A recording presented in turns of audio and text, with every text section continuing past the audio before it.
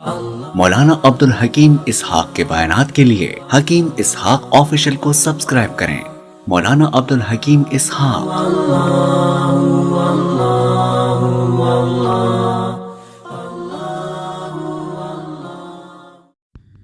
بسم اللہ الرحمن الرحیم نحمده ونصلی ونسلم علی رسولہ الکریم اما بعد اعوذ باللہ من الشیطان الرجیم بسم اللہ الرحمن الرحیم۔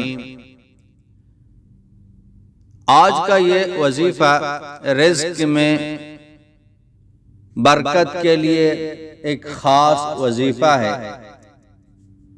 رزق ہے لیکن وہ تھوڑا ہے، کافی نہیں ہوتا ہے، رزق کے بارے میں پریشان ہے، تنگ دستی ہے، آج لایا کل ختم ہو گیا، آج لایا ایک ہفتے کے بعد ختم ہو گیا۔ رزق کے بارے میں وہ پریشان ہے، تنگی ہے، برکت نہیں ہے۔ آج کل ویسے ہی مہنگائی ہے، ہر ایک پریشان ہے۔ اللہ پاک بڑے، اللہ کے خزانے بھی بڑے ہیں، اللہ کے خزانے بھرے پڑے ہیں۔ مہنگائی ہے کہ ہمارے اعمال کی وجہ سے، ہمارا رب ہم سے ناراض ہے۔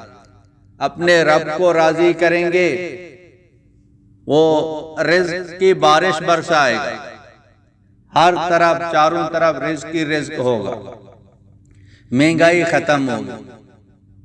یہ نہیں کہ اللہ کے خزانے کم پڑ گئے اس لیے مہنگائی ہے، چیزوں کی کمی ہے۔ اللہ کے خزانے کبھی بھی ختم نہیں ہوتے۔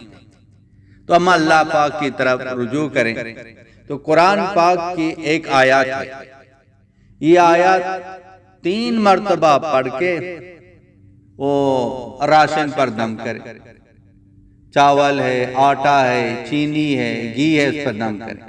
وَإِن مِّن شَيْءٍ إِلَّا عِندَنَا خَزَائِنُهُ، یہ آیات ہے، 3 مرتبہ پڑھ کے دم کریں۔ مولانا عبدالحکیم اسحاق کے بیانات کے لیے حکیم اسحاق آفیشل کو سبسکرائب کریں۔ مولانا عبدالحکیم اسحاق۔